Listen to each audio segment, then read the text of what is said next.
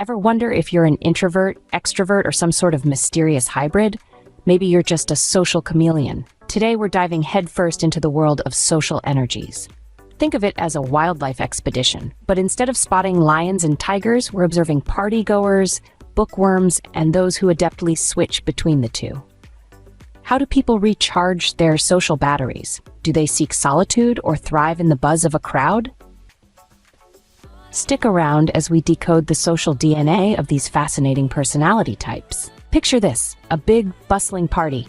Now, who's dancing like they're the star of a music video, and who's found the coziest, quiet corner?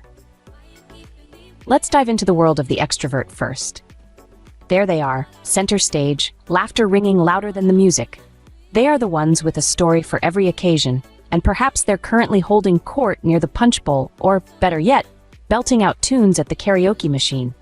To them, a room full of people is like a battery charger plugged straight into their soul. Switch gears to the introverts. You might have noticed them too. They're not as conspicuous. See that person over there, contentedly petting the host's dog, or perhaps having a deep, one-on-one conversation in a secluded corner about the latest book they've read? Yes, that's our introvert, finding joy in the quiet moments amidst the chaos, their energy preserved and protected like a carefully curated treasure. Now let's not forget about the ambiverts, the chameleons of social settings. They're the ones initially laughing it up with a group by the snack table, their energy infectious. But give it an hour, and you might find them stepping out to the balcony for some fresh air, recharging in solitude before diving back into the social whirlpool. So, whether you're shaking hands or shaking just at the thought of socializing, you know where you might fit. Group project time. Who's the leader? Who's the reluctant participant? And who's the flexible middleman? Imagine a typical classroom setting during group project announcements. First to volunteer, almost leaping out of their chair, is the extrovert. They thrive in this chaos, buzzing with ideas and eager to delegate tasks. How about we tackle this first? I can outline the presentation, they might suggest, their energy almost palpable. Then there's the introvert, already pulling out a notepad, scribbling down thoughts. They prefer to absorb the assignment quietly, processing every detail. In group discussions, they might not dominate the conversation, but give them a moment to pen down their ideas, and they'll deliver insightful, well-considered contributions. Often, they're the ones perfecting the written parts or managing the research, areas where they can work solo or in smaller, quieter settings. Enter the ambivert, the chameleon of social interactions. They assess the group's vibe and dynamically adjust their approach. If the extrovert's enthusiasm overwhelms the group, the ambivert might step in to mediate, ensuring everyone's voice is heard. Conversely, if the group is too reserved, they might inject some of the extrovert's vigor into the mix. Their adaptability makes them invaluable, often acting as the bridge between louder and quieter members. Whether you're commandeering the ship or rowing along peacefully, it's all about getting to shore, isn't it? Networking events, career boosters for some, nightmare fuel for others. Imagine a room bustling with potential connections, a veritable beehive of opportunity. Now, picture our three heroes, the introvert, the extrovert, and the ambivert, each navigating this terrain quite differently. First, let's zoom in on the extroverts. They're in their element, moving from group to group, laughter pealing out like music. For them, it's less of a networking event and more of a gala. They swap business cards with the finesse of a magician, pulling a rabbit out of a hat. It's a spectacle of social agility, where every handshake and smile potentially leads to a new venture.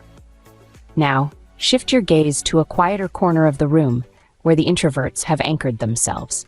Far from the madding crowd, you'll find them engaged in what might seem like an intense tête-à-tête. Here, it's not about quantity, but quality. They prefer deep, meaningful conversations, perhaps with someone they've strategically chosen prior to the event, or a like-minded soul they stumbled upon near the coffee stand. And then, there's the ambivert, the chameleon of social interactions. They weave through the room with a calculated grace, engaging in lively group banter one moment, and then retreating to a quiet corner for a more substantial exchange the next. They balance their approach, knowing when to dive into the fray and when to observe from the sidelines. No matter your style, it's all about connecting the dots. Or people. in this case. Friday night, and the choices are a quiet night in or a wild night out. What's your pick? Friday night, the universal signal to either unleash your inner party animal or to snuggle into your fortress of solitude. Let's dive into how different personality types might interpret this invitation to revelry or relaxation. For the extroverts, the night is young, and so are they. No matter their actual age, they might be the first to text in the group chat, rallying the troops to explore the newest club downtown. Imagine the scene: flashing lights, booming bass, and a chance to meet every single person on the dance floor.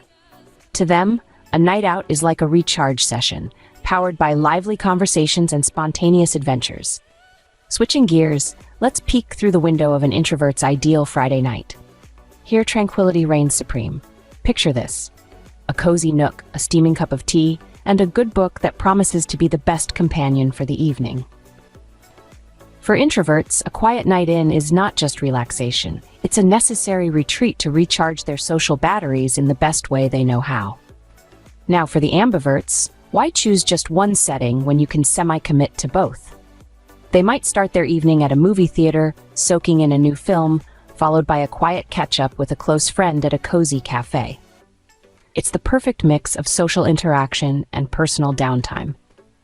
Whether you're out and about or cozied up at home, the best night is the one that suits your energy levels. So, have we solved the great social mystery for you? Let's do a quick flyby. We dived into the glittering world of extroverts, the serene realm of introverts, and the adaptable universe of ambiverts. From the life of the party to the comfort of a quiet night in, we explored how each type navigates the social seas, often with a humorous twist. Remember, whether you're an introvert, extrovert, or ambivert, you're uniquely awesome in your own social ways. Thanks for watching, and don't forget to recharge in whatever way suits you best.